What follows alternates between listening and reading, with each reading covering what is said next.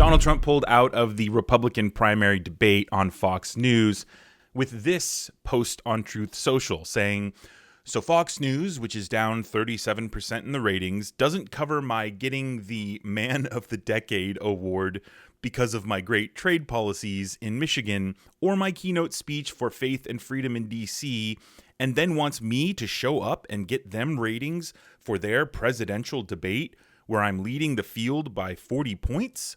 All they do is promote against all hope Ron DeSantis, and he's dropping like a rock. Sorry, Fox News, life doesn't work that way." Wise words from the once disgraced former president.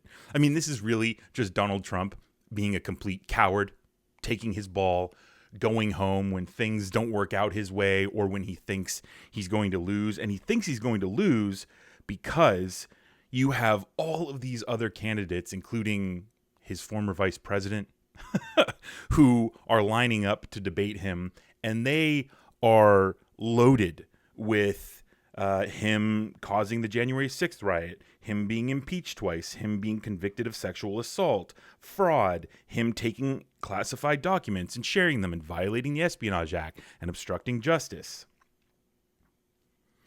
Donald Trump is so weak right now, so of course he says, I'm not going to get up on stage anymore. I'm just going to go and I'm going to continue to just do my rallies where I can say whatever I want. The people just eat it up and nobody is there to push back against me. That's the type of, events that Donald Trump likes because he is a coward and he's incredibly weak right now. Now, his recent interview with Bret Baier, the man who Fox News selected to host this first Republican primary presidential debate, recently had an interview with Donald Trump, and it did not go well. In 2016, you said that.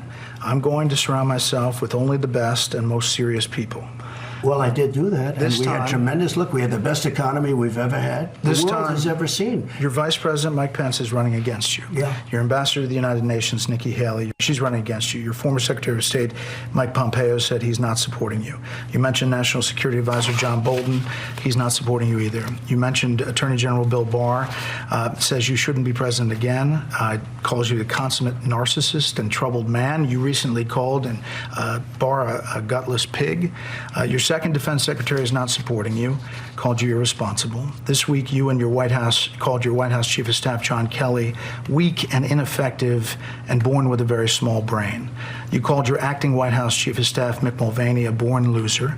You called your first Secretary of State, Rex Tillerson, dumb as a rock, and your first Defense Secretary, James Mattis, the world's most overrated general. You called your White House Press Secretary, Kayleigh Canadian, milquetoast, and multiple times you've referred to your Transportation Secretary, Elaine Chao, as Mitch McConnell's China-loving wife. So, why did you hire all of them in the first place? Because I hired 10 to 1 that were fantastic. We had a great economy. We had phenomenal people in charge of the economy. We had phenomenal people in the military. I'm not a fan of Milley, and I'm not a fan of certain of the television people. But I knocked out ISIS. I defeated ISIS. They said, Mattis, it would take 3 years, and I don't think we can do it. I did it in a period of like 4 weeks. There's a lot of people who praise you for your policies. I just said that. That's true. Well, I mean, you just went through a list. But don't forget, for every one you say, I had 10 that love us. And one thing happens, I find. So there you have it. I mean, if you can't even participate in a Fox News debate, Fox News, who is hand in hand with the GOP, Fox News is their propaganda network. If you can't survive on Fox News, how are you going to survive? It is a complete and utter joke to think that Donald Trump is a viable candidate for the 2024 presidential election. Even a viable candidate for the Republican primary.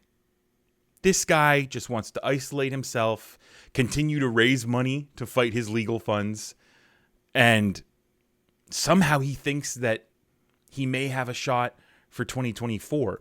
Or he doesn't even really care about winning the presidency, and he is just in this for the money. But I think he really wants the presidency because he wants to fight back against all the indictments and all of the consequences for the crimes he's committed.